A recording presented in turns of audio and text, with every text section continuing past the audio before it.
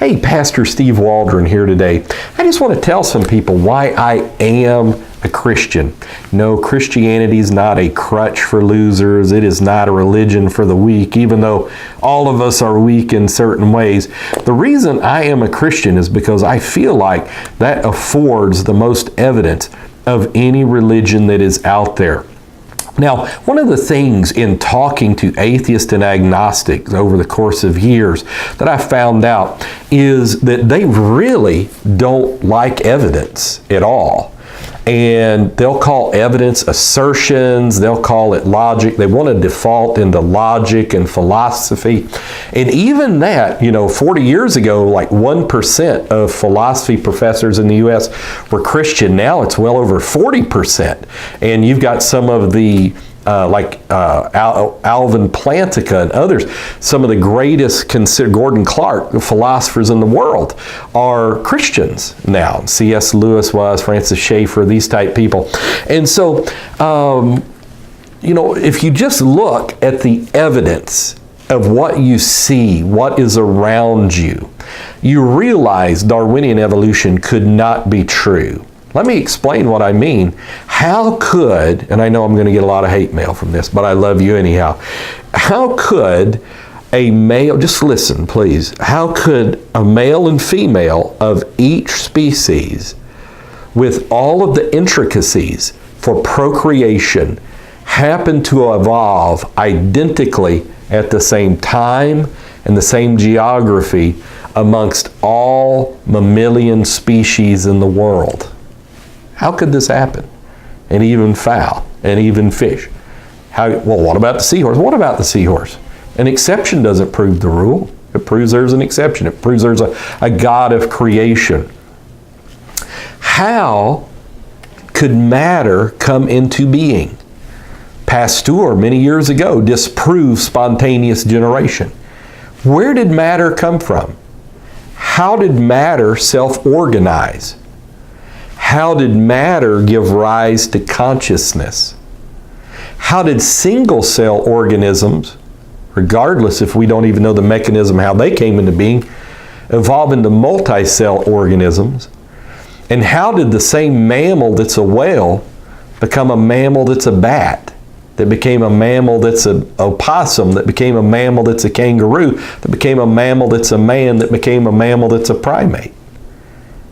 What are the mechanisms where these things came from? Where are all the transitional fossils that, if you think about it, think deeply, if there was really this line of linear descent from beginning to what we see now, the entire fossil record should show us transitional life forms.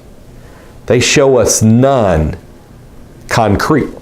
There's a few examples like an Archaeopteryx or a couple of other things that people try to speculate.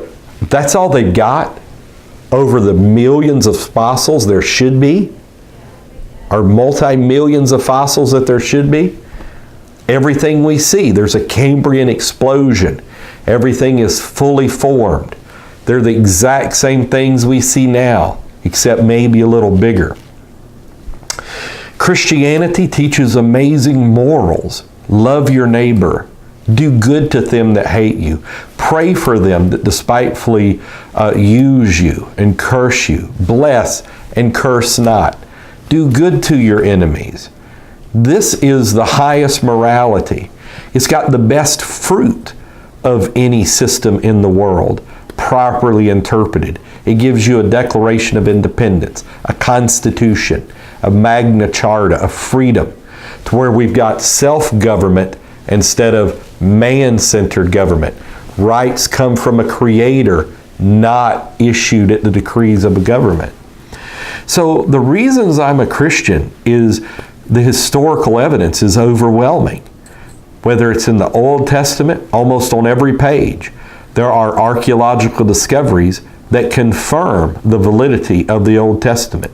Whether it's psalm writing, whether it's David, whether it's the silver amulets they found that have number 6, 24 through 26, whether it's the Baruch seal, whether it's the kings of Israel seals that they found, whether it's all the mentions to Israel in ancient literature and obelisk and these type things, an Egyptian obelisk from the 1200s BC, whether it's the Semites walking into Egypt and the Beni Hassan tomb painting, all of these things confirm the biblical narrative. And in the New Testament, Jesus Christ, the taxing is confirmed that happened then. Herod's murder, slaughter of the innocents is. Herod's amazing pride and bombastiousness is confirmed. We have coins of Pilate. We have ossuaries of James, the brother of Jesus, ossuaries of Caiaphas. We have Suetonius, Tacitus, Pliny the Younger, Josephus, all writing about Jesus Christ, James, John the Baptist, personages surrounding Jesus Christ. And so then you have Christians, exploding on the scene. Neronian persecutions, Domitian persecutions, Clement of Rome, all first century writings. And so, and more written about Jesus than any other person. We have far more historical information about Jesus than is available in many times over than any other historical figure, such as Julius Caesar, Alexander the Great, Homer, any of these other type people. And so the evidence just is there. It is a true book. You can go into it. I had a friend of mine that spent 3 years looking for an error in the New Testament. And when he looked at it objectively, he said, well, you can't find an error in the New Testament. And obviously this extends back to the entire Bible. When you look at how throughout history they've tried to say the Hittites didn't exist. And then we find Boghaskoi, which is the capital of the Hittites. And they said Ur the Chaldees didn't exist. And then we find Ur of the Chaldees.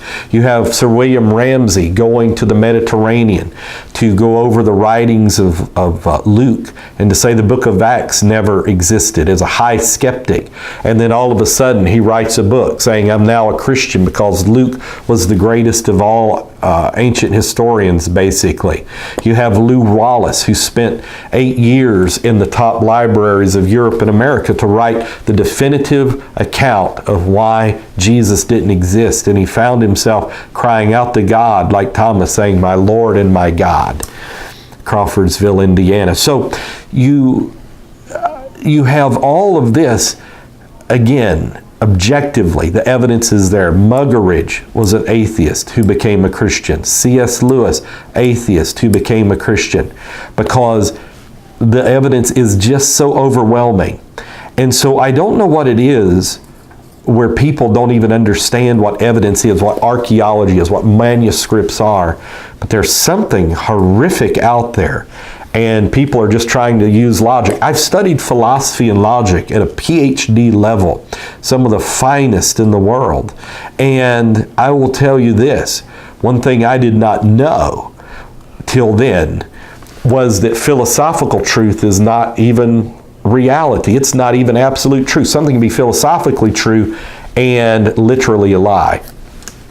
So don't base your life on any of that. Base your life on Jesus Christ. It is a book, the Bible, that has stood the test of time. Again, it has the greatest evidences. If people would just use it objectively, like they use anything else objectively, it stands the scrutiny and the peer review process. And so I'm a Christian because I know Jesus died for my sins. They asked one day a man, Robert Dick Wilson, who had learned 46 languages. He was considered the equal of Einstein. 46 languages, both ancient and dead in modern languages.